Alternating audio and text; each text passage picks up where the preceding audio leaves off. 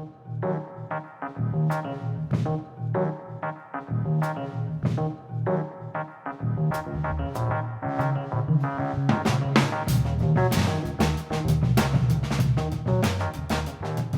and welcome to Carpet City Cinema, a Gila Films podcast. I'm David Weaver, and a really great weekend for The Last Frankenstein. So we have the movie streaming on 8 different platforms currently, and one of them was a channel on YouTube that had licensed the film, and they had decided to unlist it just because it's not a video that can be listed on Amazon on YouTube as for children.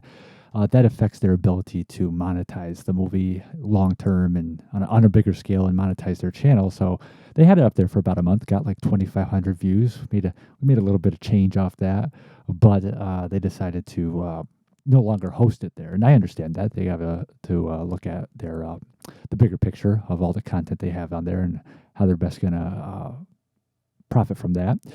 And so I was thinking, well, I could wait till someone else licenses it to a different YouTube channel. I'm sure that would happen eventually. But I'm like, why don't I just put it on my YouTube channel for the Gila Films? I had held off on that because I couldn't monetize it that way myself. In order to sign up to have a monetized YouTube channel, you have to have at least 1,000 subscribers. And needless to say, that was not the case with my channel. I've been hanging at around 30, 31 for some time now. But it was important just to have eyes on it, eyes on the film. The money is whatever money you can get from it is nice, but it's just more important to have it available on a site that's so readily available across the world. And I thought maybe we'll get some more subscribers via this, anyways. Maybe this will help us out in the long term. So uploaded it Friday morning, and it's done incredible. As far as I'm concerned, there might be people. I mean, I haven't really dug into like what you should expect in terms of views and likes within a certain time frame to really kind of see how this compares. But I know I'm very satisfied how it's doing. I have it up right now, the analytics for it that I can view. And like I said, Friday morning. So what is that? Friday, Saturday, Sunday, Monday. So we're at like going on 96 hours. And we're at almost 70,000 views, which is incredible. So that's what is that, like ridiculous? I can't even do the math in my head how much more of a percentage that is in terms of views via when it was on the prior YouTube channel. And people seem to like it because the like versus dislike percentage right now is at over 92%. So that means of the people who watched the movie and took the time to either give it a thumbs up or a thumbs down, 92.4% is where we're hanging right now. Those people gave it a thumbs up, which is just phenomenal. We really, just incredibly appreciate that support. And in terms of subscribers to the Gila Films channel, like I said, we were at like 30 or 31 for like, I don't know, a year. It was a really long time. We were just hanging at that number. We're now over 500 subscribers, 514 at this second. So I just want to say thank you to everyone who's been watching it, been giving it a thumbs up. I know a lot of people have been sharing the link on Facebook. And just really, really appreciate that. We really appreciate the engagement and bringing awareness to the film. This will help the channel out, which long term, obviously monetizing this channel that money goes right back into what we're doing here at Gila Films with getting ready to make the sequel and restoring UFO Target Earth, our other project. And just the awareness will help with that too. So anything you can do to keep that up, just keep spreading the good news. It's free. And since it's not monetized yet, there's no ads. So enjoy that. And I'd like to, at some point, upload a 4K upscale because I did that for the trailer. And it looks really nice. The problem, of course, is that just creating that file will tie up my computer for like 3 days straight. So I have to kind of hold off on that for now. But definitely want to get a 4K upscale up there at some point. So thank you very much, everybody, and keep up the great work. I think one of the big pieces of news in the film just happened a few hours ago, and that's news broke that Paul Rubens, Pee Wee Herman, passed away, age 70, had a 6-year bout with cancer that he had kept private. And, of course, a legend for not just starring as Pee Wee Herman, but he created that whole franchise, the Pee Wee's Playhouse TV show back in the 80s that ran for 5 seasons, I believe, and, of course, the feature films, and more recently the Netflix film, and just this landmark cultural icon that he was responsible for. But not just that, he, of course, had other performances that he's known for over the years, playing Penguin's father in Batman Returns, which reunited him with director Tim Burton, who had directed the first Pee-wee film, Pee-wee's Big Adventure, which was actually Burton's feature directorial debut. And he and Burton also got together again for The Nightmare Before Christmas, where Rubens voiced the character of Locke. He would also appear in such films as Mystery Men, the Buffy the Vampire Slayer film, the original with Kristy Swanson, Blow with Johnny Depp. And even before really Pee-wee took everyone by storm, he was showing up in movies like Pandemonium and The Blues Brothers in smaller parts. But again, incredible career. 17 Daytime Emmy nominations he received for Pee-wee, and won twice. And also received 3 Primetime Emmy nominations, one of them for a recurring role on Murphy Brown. And I can't forget from my own childhood, another one near and dear, Flight of the Navigator, which he voiced the spaceship, basically the character of Max, which piloted the spaceship in that film, which was directed by Randall Kleiser, who also directed the second Pee-wee film, Pee-wee's Big Top Pee-wee. So R.I.P. to Paul Rubens. Also heard today that Betty Ann Bruno passed away, age 93. And who was that, you may ask? Well, she was a child actress, did a couple of bit parts back in the 30s. She had a small role in John Ford's The Hurricane, the Academy Award-nominated classic with Dorothy Lamour. But more notably is that she was one of the Munchkins in The Wizard of Oz. There's about a dozen children who were cast as Munchkins in The Wizard of Oz, who are average height.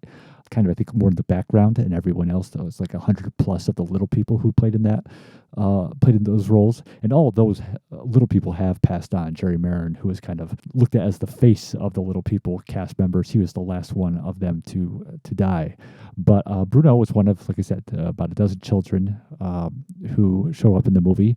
You can go to her website, bettyandbruno.com, and there's a lot of information there about her work in The Wizard of Oz and what she did afterwards, and she eventually wrote an autobiography.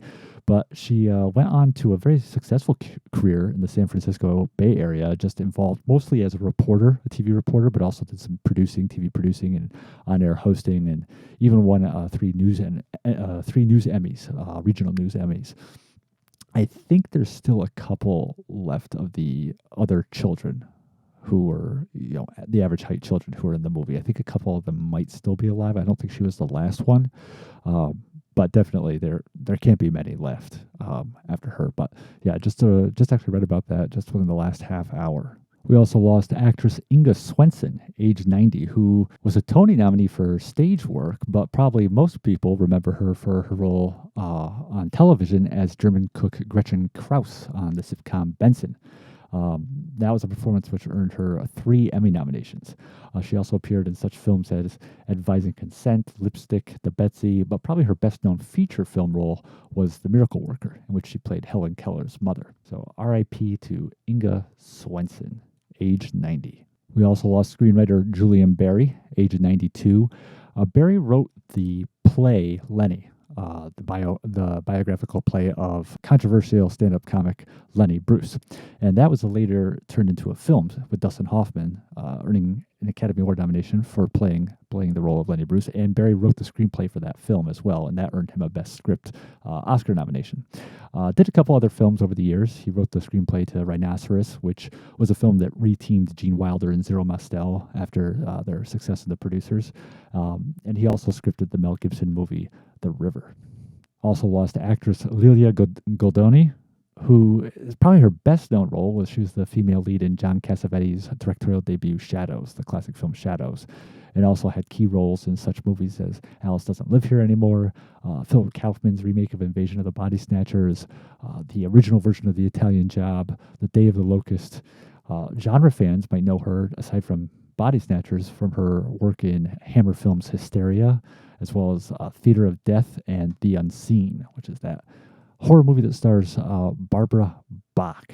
But yes, she actually earned a pair of BAFTA nominations throughout the course of her career, that being kind of the British equivalent to the Academy Award. One for her lead performance in Shadows as Most Promising Newcomer, and then the other Best Supporting Actress for Alice Doesn't Live Here Anymore. But yeah, Lilia Goldoni, age 86. Also leaving us was writer Jerome Coopersmith, age 97. Now, he kind of ties into my background a little bit, a couple different ways. One is that he was a mentee of legendary author Horton Foote, who my father is a huge fan of. And I kind of went through over the years for Christmas and birthday buying different films and TV specials that Horton Foote had written. Foote, of course, is a famous playwright, but also an Academy Award-winning screenwriter. He had won the Oscars for writing the scripts for To Kill a Mockingbird and later Tender Mercies. And many of his works have been adapted into films. Probably The Trip to Bountiful, which he also wrote the screenplay for, is one of his most famous.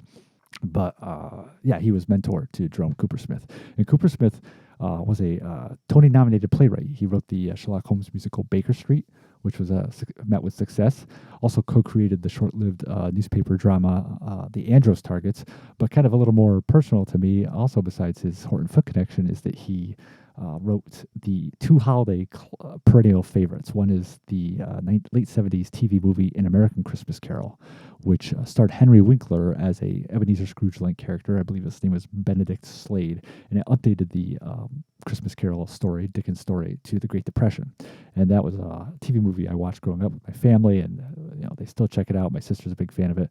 And the other one he wrote was one of the Rankin Bass specials, Twas the Night Before Christmas. Not quite up there with Frosty and Rudolph, but still an enjoyable entry in their resume.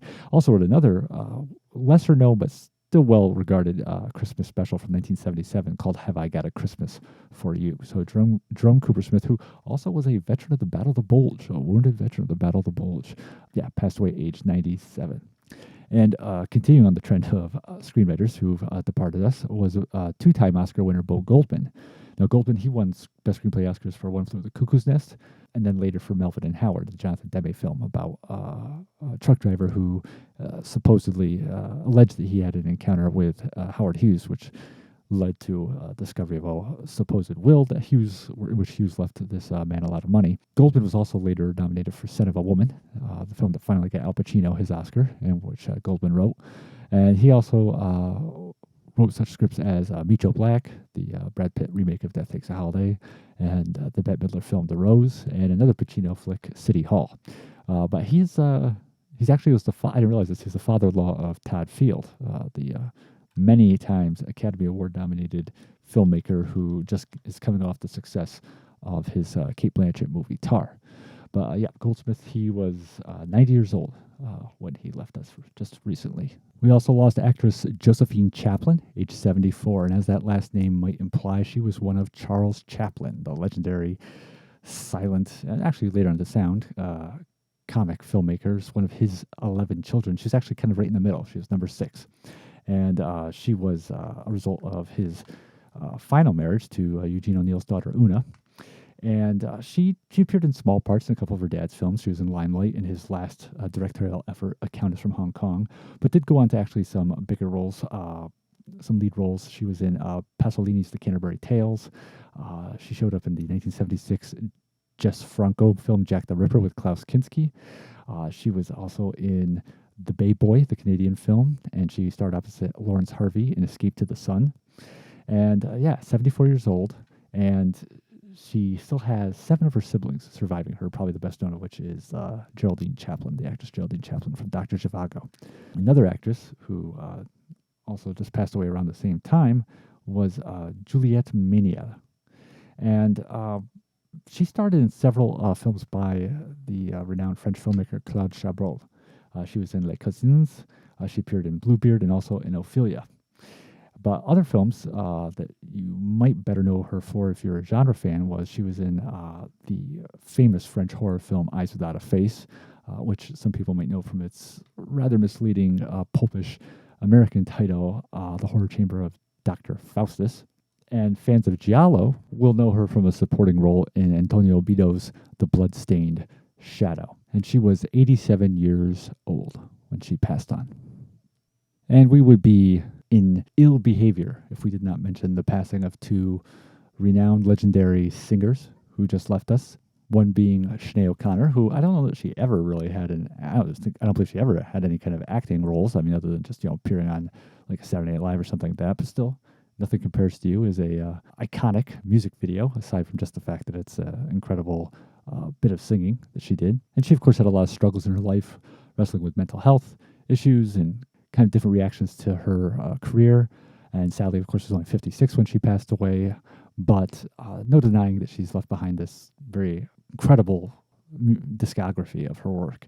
And just nothing compares to You Alone. It's just more than most singers can hope for, just to have something that's so emblematic of that time period in music. And of course, Tony Bennett would be the other one.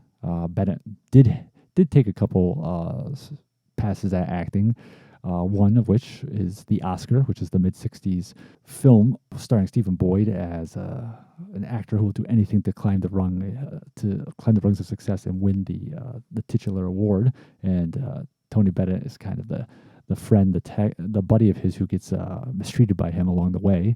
Not generally by critics looked at as a great performance on Bennett's part, but the film as a whole has finally been kind of undergone a reappreciation over the years. At the time, just kind of, I think, was looked at as kind of like this misfire, but now it's kind of gone to become a cult classic, and just the incredible barrage of stars who appear in that film, some playing themselves, some playing actual characters of the film. I mean, it's insane. It's got like Ernest Borgnine and Frank Sinatra and Bob Hope, Milton Berle, Walter Brennan, Roger Crawford, who else is there? Elka Summer, Eleanor Parker. So just a whole parade of them throughout that movie. I really love that film. I enjoy it. I haven't seen it. It wasn't really readily available. So when I watched it, I had to tape it off Turner Classic back in the day, and it was just, not even in its original aspect ratio. But finally, Kino Lorber came around and released a Blu-ray of it. So I haven't watched that since I picked it up, but it might be time now, especially since the girlfriend's never seen it. But then his other kind of acting role, better received at the time, was actually playing himself, but not just as a cameo, in a really substantive part in the late 70s acclaimed miniseries King, about Martin Luther King Jr., starring Paul Winfield in that title role. But again, Bennett, what can you say? I mean, it's just incredible that this guy was singing into his 90s, singing while battling Alzheimer's, but still able to do these concerts and release these albums. Considered the master of the duet, civil rights activist, a winner of 20 Emmys. Could go on and on and on. I mean, he's just one of those just landmark icons of our era. Just the longevity, not just the longevity of his career, but the successful longevity of his career, and a career that really went through some rough times. I mean, he had this point, I think it was like the kind of the 70s going into the early 80s, where his wife was leaving him. He was dealing with cocaine addiction. He had tried his own record label, and the albums that had come out, even though they were well reviewed, they didn't do well financially. He was in major debt, like 7-figure debt to the IRS. But then was just able, with the help of his sons, actually, just able to turn everything around and become the kind of the person we've known him as for these past, 40 years. This kind of Renaissance man. Nothing wrong with living to 96 years old. And of course, I Left My Heart in San Francisco, one of his classic tunes. But just really, I think that the endurance he had, and just, of course, you think about that in connection with his Alzheimer's diagnosis, but just the perseverance he showed throughout all these phases of his life, right up to the end. So just a man who definitely paid his dues. So tip of the hat to him. And if you haven't watched The Oscar, check it out. You will not, even if you don't like it, you're not going to be bored. But it's definitely a really enjoyable film. Also in the news, of course, is the strike situation with the actors and writers, unionized actors and writers being on strike in the film and television industry. That's a really pivotal moment for these people, because this is really the time to kind of have a reckoning with the financial impact of streaming and AI. I mean, it's never going to be easy to kind of duke this out, to negotiate this with the studios, what needs to be done there. I don't think if they wait a year or 2 years that it's going to be any better. It's not like the studios are ever going to want to have this discussion. So it might as well be done now. Of course, you have some of these CEOs saying this is a horrible time. We're just coming out of the pandemic and all this. But yeah, I mean, obviously these CEOs are still pulling major salaries. And, despite the fact that high profile actors and writers and filmmakers can make huge money, the majority of them do not. Like with any industry, if you just look at the people at the top, the CEO of big business, the much respected hedge fund managers, the top level politicians, the elite athletes, the big movie stars, in music stars, if you look at those people, you can kind of get this misunderstanding that everyone's making that kind of money, and it's just not the truth. It's like an iceberg. It's just that you're just seeing the very top, and the vast majority, like overwhelming majority of people in these industries are either at like some kind of just getting by level or even less than that, especially in the arts where it can be difficult to find consistent work. That's why it's just important for them to kind of nail down the residual situation, which they have done with television in the past, but now with streaming, because that's becoming such a dominant force. And of course, AI going forward, might as well get that taken care of too. So hopefully it won't last long really for the performers and the writers' sakes, because they're the ones who are hurt most by going on the strike. So for their sakes, I hope it doesn't take too long, but definitely, anything you can do there's not like a lot you can do. I'm perhaps on one level to support. It's not like, I can go to a movie studio and give my peace of mind. I mean, I'm sure you could do things in terms of just sending emails and letters, but I think one of the biggest things you can do to support in a case like this is just the awareness of what's at stake. Many people listening to this podcast might not even know anyone necessarily connected to the industry. I do. My cousin Keely is an actress who's in The Last Frankenstein. Her husband Jorge in The Last Frankenstein is an actor, and he is, in SAG. So this is something that really definitely affects them. And like I said, it's something that really needs to be addressed. It needs to be addressed, even beforehand. Just like when you could see streaming coming on the horizon, it was like, yeah, that's going to be a problem if the mathematics of everything regarding residuals is built around like broadcasting and physical media, streaming's got to be dealt with. So hoping that this will resolve itself soon for their sakes, but definitely just, be aware and, be supportive and be understanding of what's going on and what they're really fighting for, which is kind of like the future, really, because streaming is just going to become more and more dominant. I'm not one of these people who thinks that theatrical is ever going to totally go away or physical media is ever going to totally go away. But streaming will take a bigger and bigger chunk out. And likewise, AI is going to have big repercussions. So, yeah, just to be aware, be supportive, do what you can do. In terms of new releases that were announced, not a ton I just wanted to touch on. A lot of 4K upgrades from Blu-ray releases. Scream Factory just announced that Pumpkinhead, Night of the Demons, they're both going to get 4K upgrades around Halloween. The Blob as well, the 80s version of The Blob. Arrow Video is going to be doing 4K upgrades of the Hellraiser. They did Blu-ray releases of the first 3 Hellraiser movies. They're going to be upgrading those to 4K, but also including the 4th film and the 4K box set. So that's pretty cool. And they also announced they're doing Witness, the Harrison Ford film, bringing that to 4K. So pretty excited about that, as well as The Desperate Hours, one of Humphrey Bogart's final films. They're going to be bringing that to Blu-ray, which is an incredible film. Very tough, very gritty, very, very muscular. I don't want to oversell it. It's like, oh, it's so brutal, but it's a very tough film, which Bogart is one of 3 escaped convicts, and one of the other 3 is his younger brother, who take this family hostage, this suburban, middle-class family headed up by Frederick March. And it was based on a play, and I think which was eventually turned into a novel, kind of rather infamously remade in like 1990 with Mickey Rourke and Anthony Hopkins. But the original version, directed by the great William Wyler, it's a terrific film. It's one of my favorite Bogart movies, and the great thing about it, that came out in 55. I believe Bogart died in 56 or 57. I know his last movie came out in 56, but he may have passed in 57.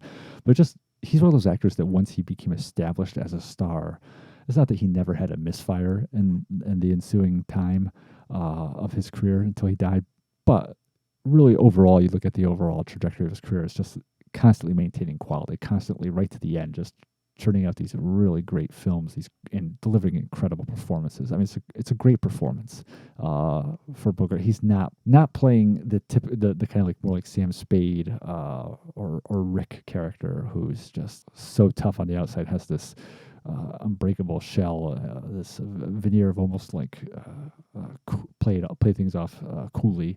It's a different characterization for him, kind of like pulls from that in terms of the toughness of those characters, but also kind of works in some of the frailty that you saw in kind of like his performance as Captain Queek in the K Mutiny.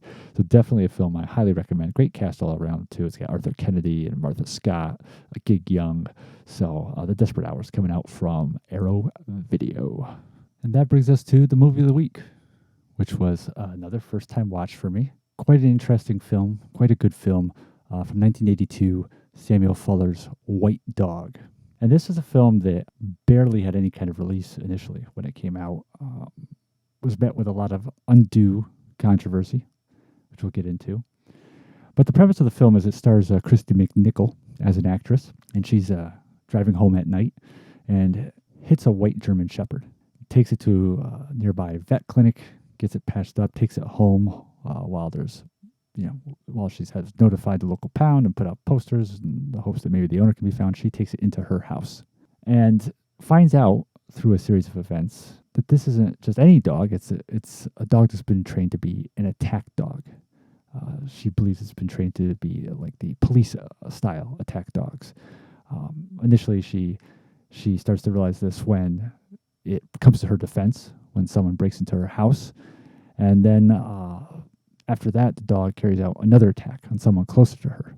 And her boyfriend, a screenwriter, played by Jameson Parker, pre-Simon & Simon, he's of the opinion that, this dog's just dangerous. It could create a liability issue for you. You just need to take it to the pound and have it put down. And she's totally against that. She feels that, this dog was trained to behave like this, and so it should be untrained. It's not the dog's fault. If anyone's fault, it's the fault of the people that trained this dog to be like this. So she, being in the Hollywood setting, being an actress, being out in LA, she goes to this place where they train animals for the films and television. And it's a place run over in part by Burl Ives, the wonderful Burl Ives, which is great casting that he's in this. And she approaches him and tells him, I have an attack dog. I want to untrain it. And he tells her, there's no way. You can't.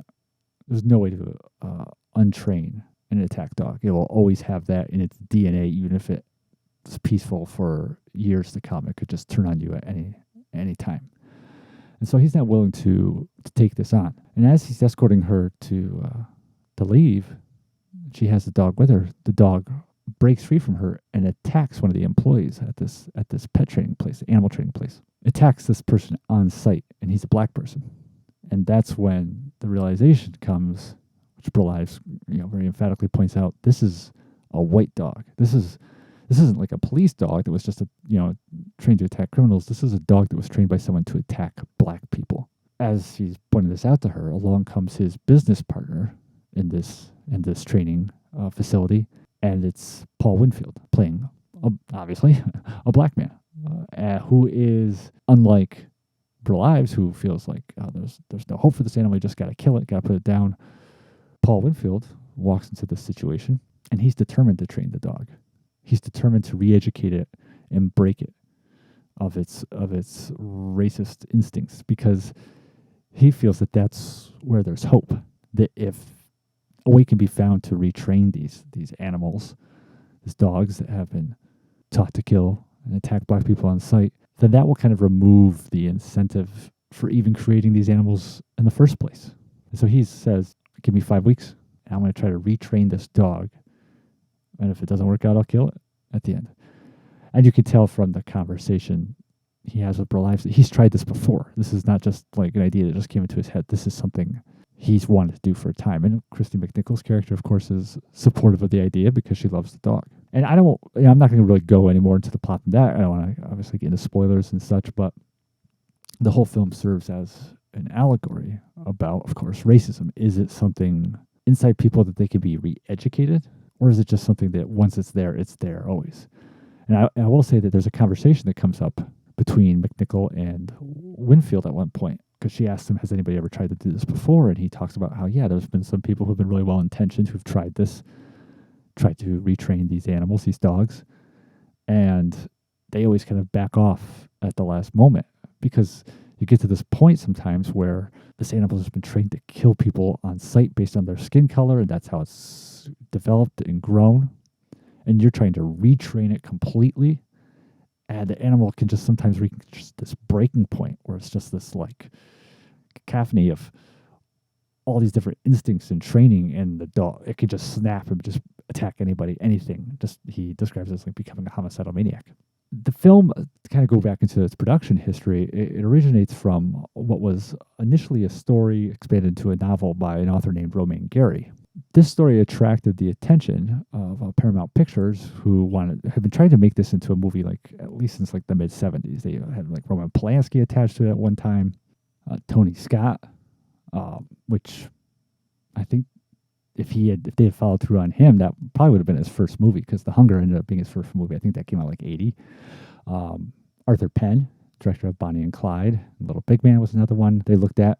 And much in keeping with what's going on in the film industry right now, they found themselves in a situation where at Paramount where they had these strikes coming up with the Directors Guild and the Writers Guild, and they just really wanted to fast track this movie. And so they were going to attach Robert Butler to direct it. And Butler, he had done feature films before, probably best known for his stuff over at Disney. He did some stuff with Kurt Russell, but had also been very active in television. He directed the acclaimed William Holden cop movie, The Blue Knight, for television, and had gotten an Emmy nomination for that.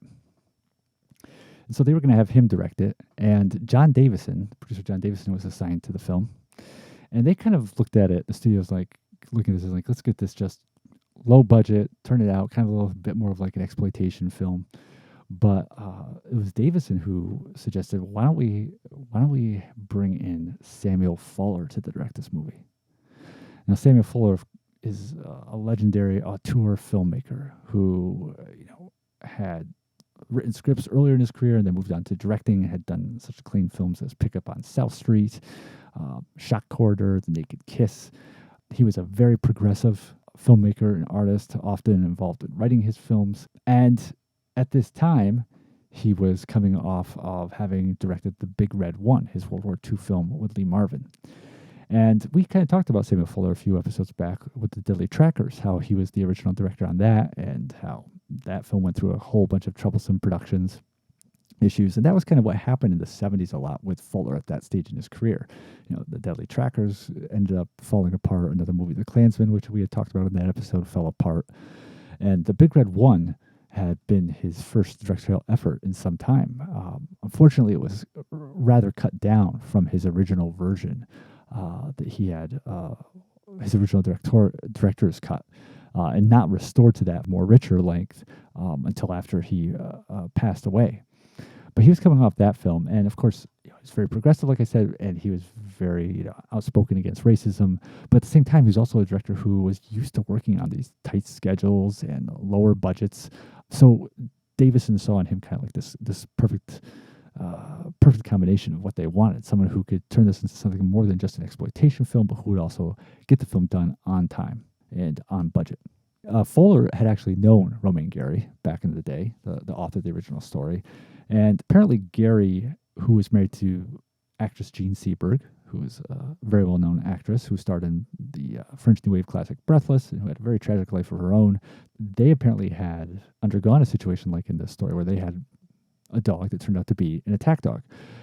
So that was thought that that may have played a part in Gary's writing, but also the fact that Fuller, who had served in the military during World War II, he had also had experiences regarding German dogs that were trained to track down and hunt Americans just based on scent, for example. So he had a familiarity with kind of like the mechanics of this narrative, but also was someone who is very passionate about the source material. The theme of combating racism. Now, the original story, interestingly, the dog trainer in the original story, the black dog trainer, wanted to retrain the dog to attack white people. But that was something which, Fuller didn't, he didn't want that in the film. So goodbye to that.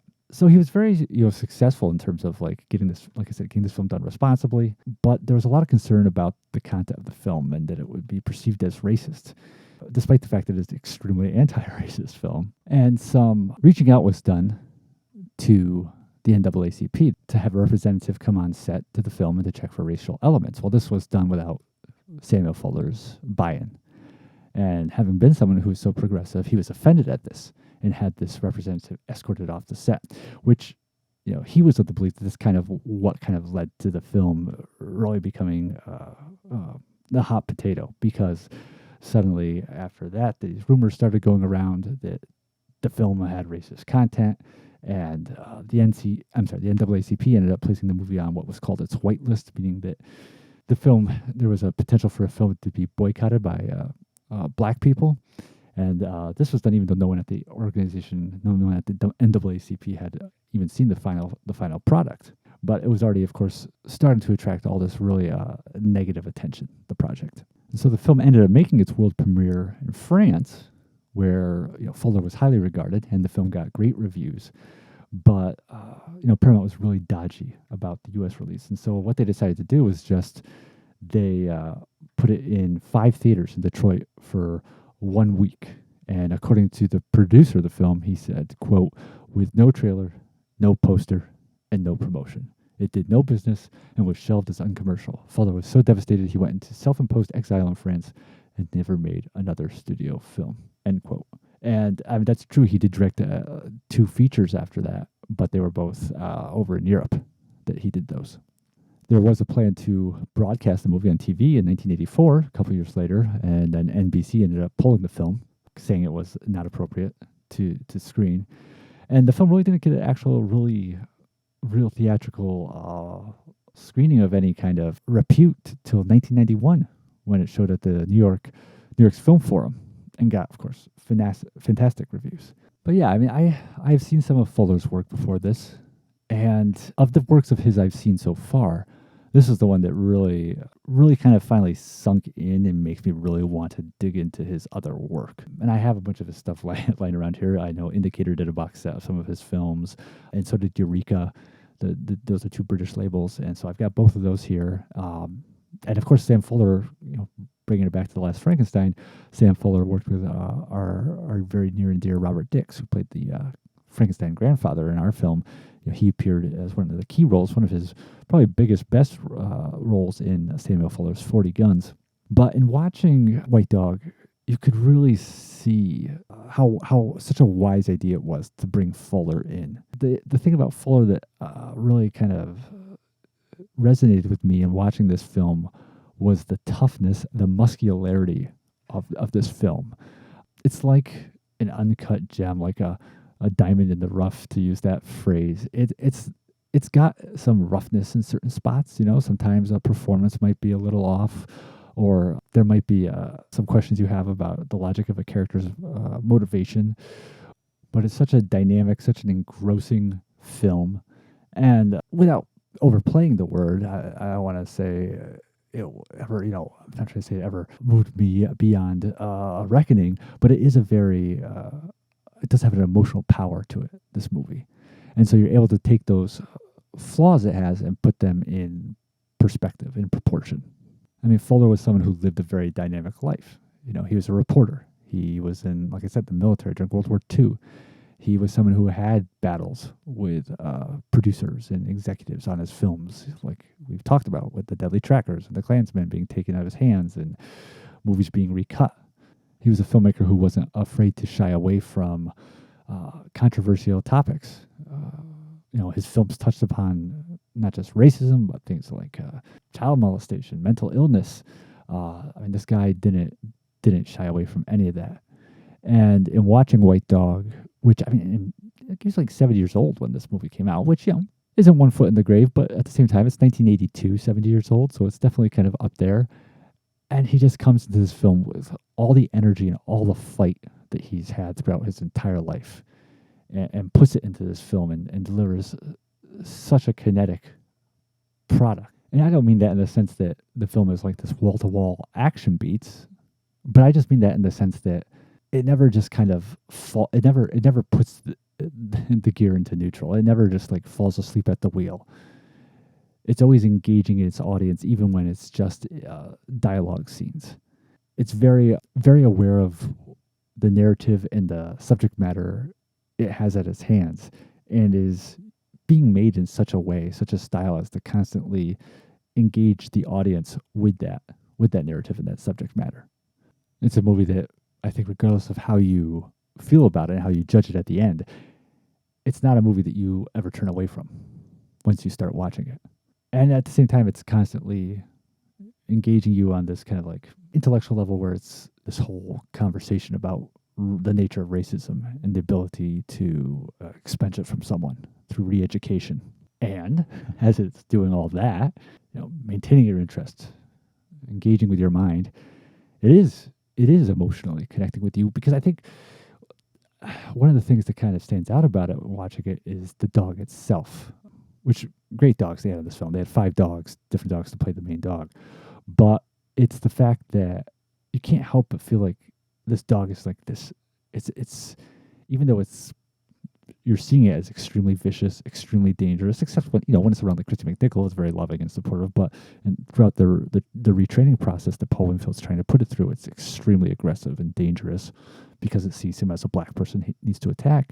But you're also kind of made aware of the fact that this dog is kind of helpless in this situation because this is just how it was trained to be. It's not like it ever chose this path. And it's kind of like the dog itself is at the mercy of its own racism, because now it's become such a part of it that it's on an instinctive level, and it's beyond, it's beyond a situation where you might encounter someone in real life who's racist, who they always have the ability to stop and question what they're doing and ask themselves, is this right or wrong? But this dog has been programmed now to be like this, and as Winfield's trying to break that program, you can't help but see like as he alludes to earlier in the film, the kind of like the mental turmoil it's going to be put into of trying to have to change the way it perceives things and change its training. And it's just, it's basically, it's caught in the middle of this maelstrom that you feel for the dog, kind of the dog is a victim of racism, even though it was trained by a racist and engages in what is essentially racist behavior. Even though it doesn't perceive it as racist, right? I mean, it's, Paul Winfield even talks in the film about how these dogs were trained. They were just basically, a white guy would basically pay some black guy, often someone on the skids, to just beat these dogs until they just perceived black people as a threat to them and attack them on sight rather than let them risk the chance of themselves being attacked. It's a film that really is constantly immersing you on these multiple planes and we're just really bringing you in. And at the same time, Fuller's having, he's someone who is very self-aware of him being a director. He was very aware of the fact that he was making a film, that this was in and of itself, good, bad, or otherwise, a piece of art. So as he's making the movie, there's like these constant references to filmmaking, especially with Kristy McNichol's character being an actress. There's a great part where, I don't think this is ruining anything, where she goes to shoot a commercial with her friend. They're shooting this commercial where they're playing to like tourists or stewardesses who are on a gondola ride. And the director of the commercial is played by none other than Marshall Thompson, the great Marshall Thompson, who you might know him from the 60s TV show Daktari. You might know him from his films at MGM in the 40s, like The Clock. Or you might know him as the leading man from several 50s science fiction movies. But he's the director of the commercial, and his cameraman's being played by Paul Bartel, who is, of course, one of the graduates of the Corman School of Filmmaking. He did Death Race 2000, Eating Raoul, directed those movies. Raoul was after Corman, and occasionally popped up in acting stuff. And they're shooting this commercial against the screen on which a backdrop is going to be projected, and Bartel, as the cameraman, is like complaining about he's getting nothing but flicker, because the speed of the camera he's shooting the commercial with isn't synced up with the rate of the projector. And Thompson, as the director, just tells him, who cares? It basically says, like, who cares? They'll say it's stylistic that you're doing this. And if that wasn't enough in and of itself, it's kind of just like a little in-joke. Fuller takes that ball and runs with it, because then something very, very dynamic happens within that scene as that commercial is being shot. I'm not going to give it away. And so, because something dynamic, very action-oriented, ends up happening during that scene, Fuller uses that flicker as a visual stylistic motif, so that you get to a point in the scene where Kristy McNichol is laying on the ground, and you can see behind her on that screen, that projected screen, this very stylish flicker going on like a strobe light. So even though it starts out as like this little plot point, this little aside that this cameraman's having problems shooting this commercial, and then it becomes kind of like a joke about film critics and who think, who would interpret a mistake, something unintended, as stylistic. But then, of course, Fuller doubled down on it by making that part of the style of that scene. And there's other moments like that in the film too, where he does things like that, and a great little bits like Dick Miller's in the film, the great Dick Miller, character actor, another Corman regular. He plays one of the animal trainers. So it's just great to see people like him and Bartel in this movie. Fuller himself plays Kristy McNichol's agent. So that's really cool that he's in it as well. And he did that sometimes. I mean, he was in the Big Red One. He had a small part.